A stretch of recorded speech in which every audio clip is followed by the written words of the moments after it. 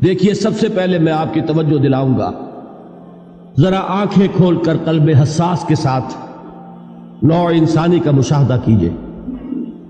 کیسے کیسے دکھ، کتنی تکلیفیں، کتنی محنت، کتنی مشقت ہے جو ہر انسان کا مقدر۔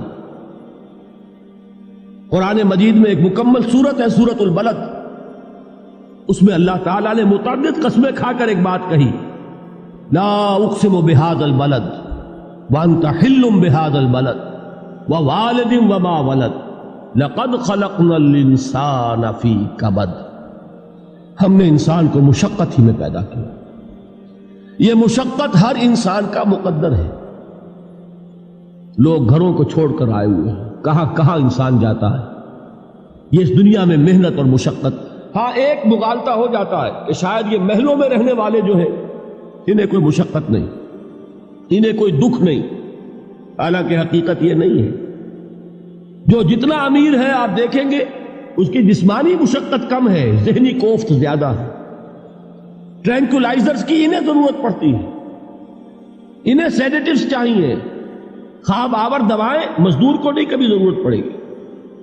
وہ 8 گھنٹے کی محنت کرنے کے بعد احساس ہوتا ہے کہ وہ صبح ہی کی خبر لے گا۔ اور یہ وہ لوگ ہیں کہ جن کو ہپنوٹکس، خواب آور دوائیاں، سیڈیٹیوز، مسکن ادویات، یہ سارا لیبلیم اور یہ ویلیم اور یہ فلاں اور یہ فلاں، یہ کت کے ہاں جاتے ہیں؟ ذہنی سکون اور اطمینان انسان کو حاصل نہیں۔ کسی کی جسمانی مشقت ہے، کسی کی ذہنی مشقت۔ میں آپ کو یاد دلانا چاہتا ہوں مہاتما گوتم بدھ کا معاملہ۔ 30 برس کی عمر میں کپل وستو کا شہزادہ محل کو چھوڑ کر نکل گیا، جوان بیوی کو سوتا ہوا چھوڑ کر گیا، شیر خوار بچے کو چھوڑ کر گیا۔ راجدھانی میں رہنے والا محل کا باسی، جسے یہ معلوم ہے کہ باپ کے بعد مجھے یہ سلطنت ملنے والی ہے، کیوں گیا؟ کبھی کبھی آپ نے سوچا؟ اس نے انسان کے غم اور دکھ کا مشاہدہ کیا۔ اس نے دیکھا کوئی اندھا ہے، ٹھوکر کھا کر گر رہا ہے، کوئی والدین کھڑے ہوئے رو رہے ہیں اور ان کی نگاہوں کے سامنے ان کا نہایت محبوب بچہ دم توڑ رہا ہے اور وہ کچھ نہیں کر سکتا۔ اس نے سوچا یہ صدمہ کیوں ہے انسان کا، یہ دکھ اس کا مقدر کیوں ہے؟ اس صدمے سے، اس دکھ سے نجات پانے کی بھی کوئی شکل ہے کہ نہیں؟ انسانوں کی ایک عظیم اکثریت، شاہ ولی اللہ دہلوی رحمۃ اللہ علیہ کے الفاظ ہیں کہ وہ لدو اونٹ اور کولو کا بیل بن کر زندگی بسر کرتی ہے۔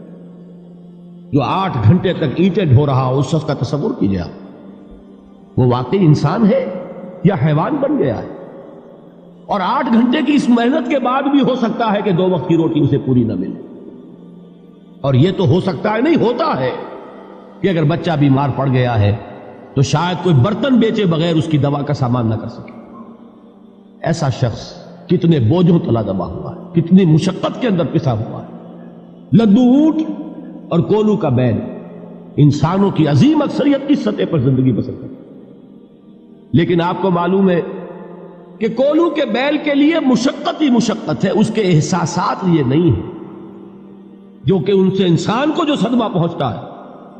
ایک بیل کو اس سے کوئی غرض نہیں کہ اس کا کوئی بچہ بھی تھا کہ نہیں تھا، اس کو کوئی بخار ہوا ہے یا کیا ہوا ہے، اس صدمے سے وہ بیل بچا ہوا ہے۔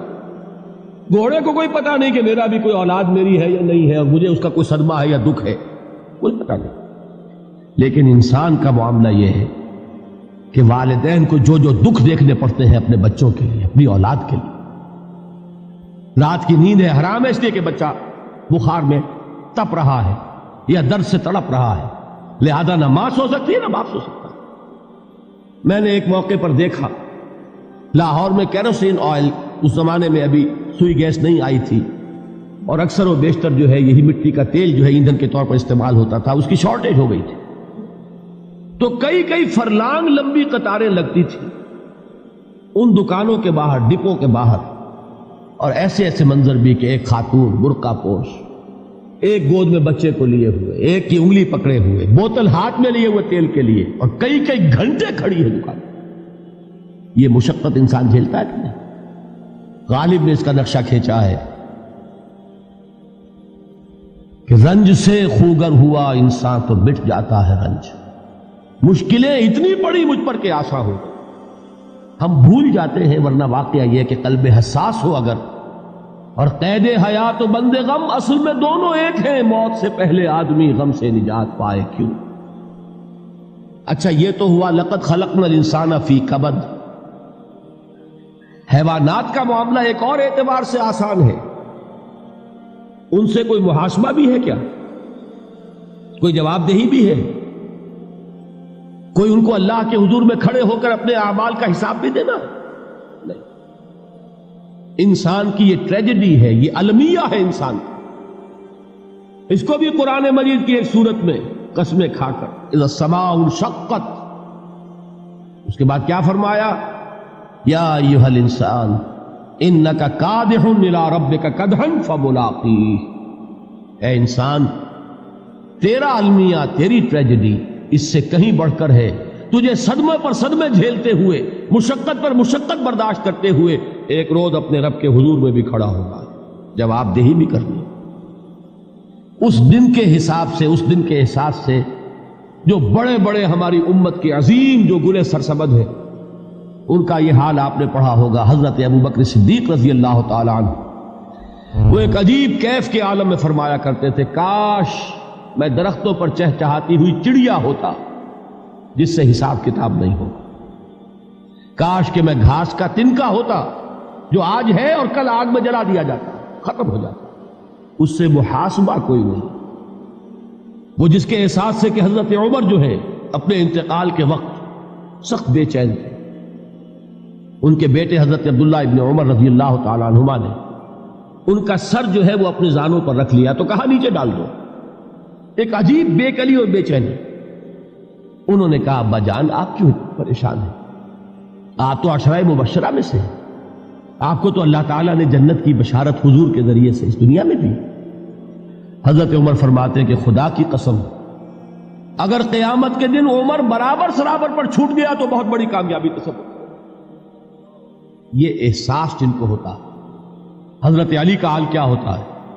ابھی جو آپ نے حافظ صاحب سے سنا، یہ حضرت علی کا معاملہ ہے کہ ایک تیر پیوست ہو گیا تھا، کسی طرح نکل نہیں رہا تھا. حضرت علی نے فرمایا کہ اچھا چھوڑو مجھے، میں نماز کی نیت باندھتا ہوں. نماز کی نیت پڑھتے تھے تو لرزتے تھے، کانپتے تھے. کس کے سامنے کھڑا ہوں اور کس کے سامنے مجھے ایک دن جواب دہی کے لیے کھڑا ہونا ہوگا.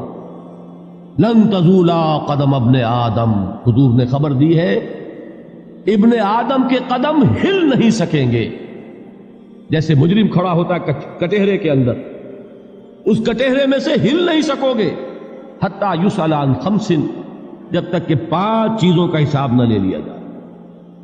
وہ 5 چیزیں کیا ہے؟ کان کھول کر سنیے.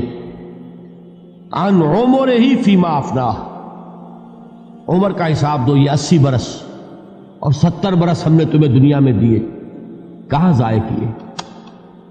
وعن شبابہ فیما ابلاہ، اور خاص طور پر جوانی کا دور، امنگوں کے دن، ولولے ہوتے ہیں، قوت ہوتی ہے، توانائی ہوتی ہے، آدمی چلتے ہوئے زمین پر پاؤں مارتا ہے، قوت جو ہے وہ اپنا اظہار چاہتی ہے. یہ جوانی کہاں گلائی؟ حساب دو، ایک ایک لمحے کا حساب دو. وہاں مالہ من این اکتسبہ وفیما انفقہ، ایک ایک پائی کا حساب دو. مال کا کہاں سے کمایا تھا، حلال سے کہ حرام سے، اور کہاں خرچ کیا تھا، گل چھروں میں، عیاشیوں میں، یا نیکی کے کاموں میں، ادائے حقوق اللہ کے دین کے لیے. 4 سوال ہو گئے. 2 زندگی کے بارے میں، ایک زندگی پوری بحیثیت مجموعی کہاں کس کام میں لگائی، اور خاص طور پر شباب کا دور کہاں لگایا. 2 سوال مال کے بارے میں، کمایا کہاں سے، حلال سے کہ حرام سے، جائز سے کہ ناجائز سے، خرچ کہاں کیا. اور آخری سوال وعما عمل فیما علم، جو علم حاصل کیا تھا اس میں عمل کتنا کیا. علم کے انبار لگاتے چلے گئے اور عمل کے آغاز کی بھی نوبت نہ آئی. یہ علم جو ہے یہ اس روز سب سے بڑا وبال بن جائے گا. اتنا علم اور عمل کچھ نہیں، بجائے کہ کریڈٹ کا ذریعہ بنے یہ الٹا ڈیبٹ کا کھاتہ بن جائے. یہ جواب دہی کا احساس ہے کہ جس کی وجہ سے انسان کی ٹریجڈی جو ہے وہ دوہری ہے. کوئی حیوان اتنے بوجھ تلے نہیں. مشقت کی، محنت کی، اس زندگی میں ختم ہوئے، اس کے بعد کوئی محاسبہ نہیں. اس کو بھی غالب نے خوب کہا ہے کہ اب تو گھبرا کے یہ کہتے ہیں کہ مر جائیں گے، اور مر کے بھی چین نہ پایا تو کدھر جائے. یہ ہے وہ ہیومن ٹریجڈی